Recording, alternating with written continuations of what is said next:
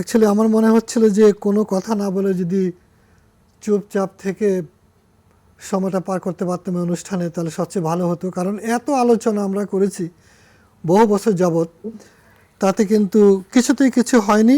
বর্তমান সরকার নতুন এসছে, আমি বর্তমান মাননীয় প্রধানমন্ত্রীকে প্রথমে সাধুবাদ জানাই যে তিনি পরিবহনের একটা অংশকে দিয়ে মিনিস্ট্রিটাকে একটা মন্ত্রীর আন্ডারে দিয়েছে। আমি খুব আশাবাদী হয়েছিলাম যে ট্রান্সপোর্ট মিনিস্ট্রি একটা হওয়া উচিত ছিল। জাপানে, কোরিয়াতে, মালয়েশিয়া সব জায়গায় কিন্তু একটা ministry of transport, air, road, rail, water সবটা মিলে।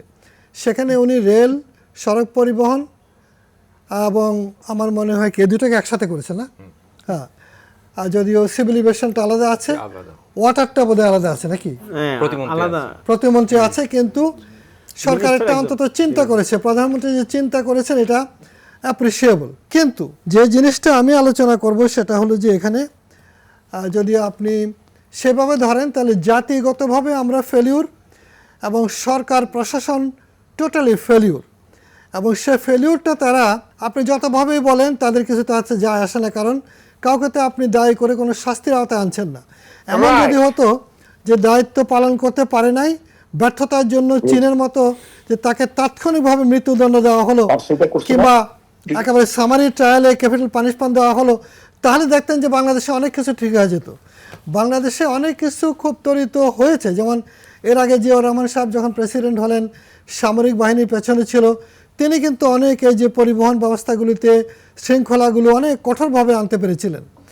আজকে বাংলাদেশে দেখেন হাইওয়ে পুলিশ করা হয়েছে। এখন যদি একটা একটা করে বলি, প্রথমে আসল মন্ত্রণালয়, মিনিস্ট্রির যে দায়িত্ব, মিনিস্ট্রির যে আকার আকৃতি, আমরা অনেক বলার চেষ্টা করেছি। আমি একসময় বিআরটি এর বোর্ডে অনারারি মেম্বার ছিলাম, তখনই আমরা চেষ্টা করেছিলাম এই সংস্কারগুলো করতে, অনেকটা উন্নত বিশ্বের দিকে তাকিয়ে, মালয়েশিয়ার মতো তাকিয়ে, কিংবা আমাদের একটু দূরে আপনার কোরিয়া কিংবা জাপানের মতো করে আমরা চেষ্টা করেছিলাম। কিন্তু এই সিন্ডিকেট যারা এখানে চাঁদাবাজি করে কিংবা কর্তৃপক্ষগুলো চালায়, তাদের ছেলেমেয়েরা বাইরে পড়ে। চায়না যেমন বলেছে নেকেড অফিসিয়ালস, এই নেকেড অফিসিয়ালদের ফ্যামিলি বাইরে থাকে, তারা এখান থেকে টাকার সংস্থান করে, তারা কিন্তু কোনো মতে সংস্কারগুলো হতে দেয় না।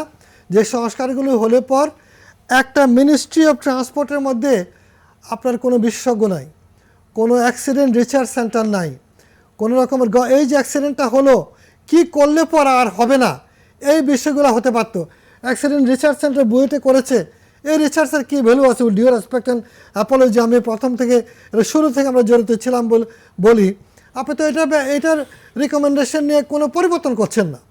তারপরে আপনি আসেন তার এজেন্সিগুলো, রোড ট্রান্সপোর্ট অথরিটি নাম দেওয়া হয়েছে, সে এখন কি করলো, ওই গাড়িটার রেজিস্ট্রেশনটা ক্যান্সেল করে দেখালো যে আমরা আছি, আমরা ব্যবস্থা নিয়েছি। কিন্তু কত গাড়ি রেজিস্ট্রেশন চলে, ফিটনেস ছাড়া চলে। বিশেষ করে কমার্শিয়াল ভেহিকেলের কি আদৌ কোনো ফিটনেস চালু আছে?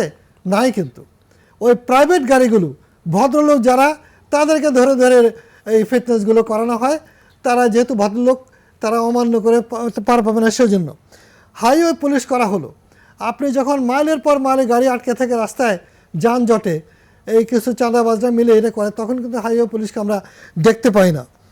তারপরে আসেন আমাদের মালিক সমিতি, শ্রমিক সমিতি, এই যে সমিতিগুলো হলো, তারা চাঁদা নিচ্ছে কাদের কাছ থেকে? চাঁদা নেওয়ার ব্যাপারে তারা কিন্তু খুব অ্যাক্টিভ, কিন্তু তারা ট্রেনিংয়ের ব্যাপারে তাদের এখানে এই যে তাদের নিজস্ব যে দায়িত্বগুলো আছে তারা কি পালন করছে? তারা কি ট্রেনিং দিচ্ছে? তারা কি সরকারের কাছে বলছে যে আমরা সহযোগিতা করব?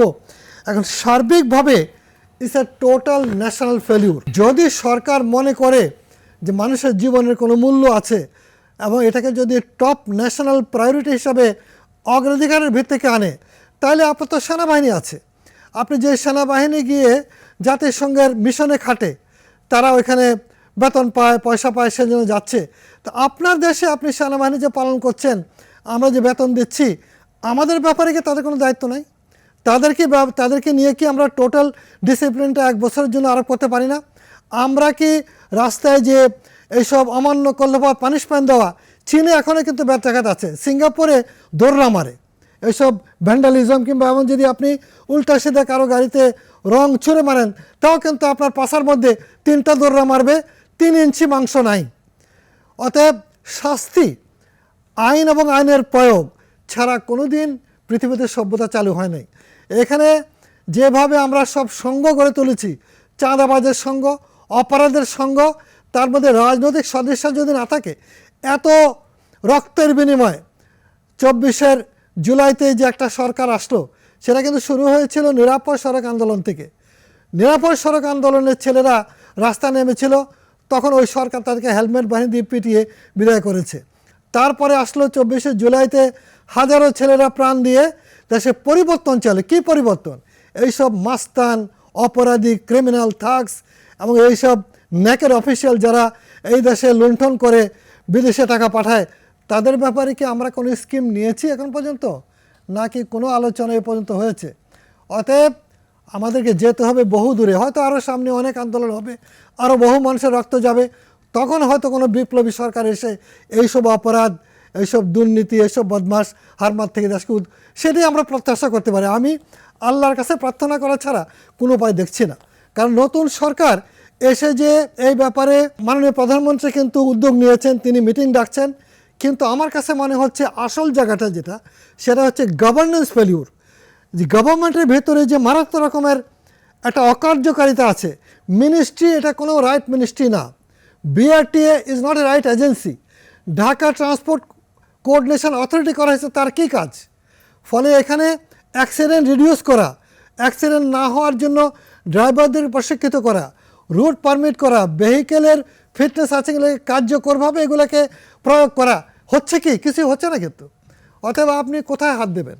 আপনাকে টোটালি যদি সরকার চায়, তাহলে টপ ন্যাশনাল প্রায়োরিটি হিসাবে আর্মিকেও সহ ডেকে এটাকে মানুষের জীবনের মূল্য আছে, এটা যদি সরকার দিতে চান, আমি মনে করি মাননীয় প্রধানমন্ত্রী উনি তরুণ, উনি কিন্তু অনেক জীবনটা আমার মনে হয় মরতে মরতে বেঁচে এসছেন।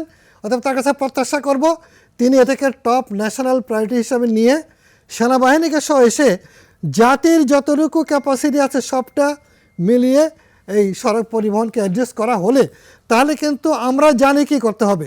এখানে কিন্তু বিশ্বখ্যাত কোনো কনসালটেন্ট লাগবে না। আমি জাপান সরকারকে পরামর্শ দিয়ে এই বাংলাদেশ থেকে জাপানের রাষ্ট্রীয় পুরস্কার পেয়েছি, কিন্তু আমার দেশে তো আমি আইডিয়া সেল করতে পারছি না।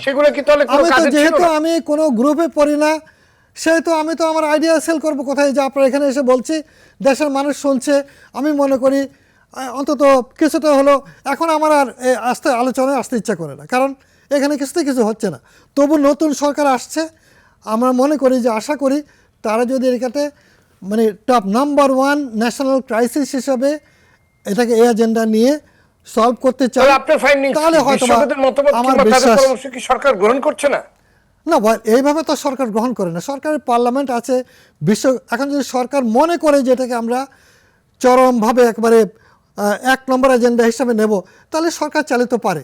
সরকারের রাজনৈতিক সদিচ্ছাটা এখানে অত্যন্ত গুরুত্বপূর্ণ। জি, ধন্যবাদ আপনাকে।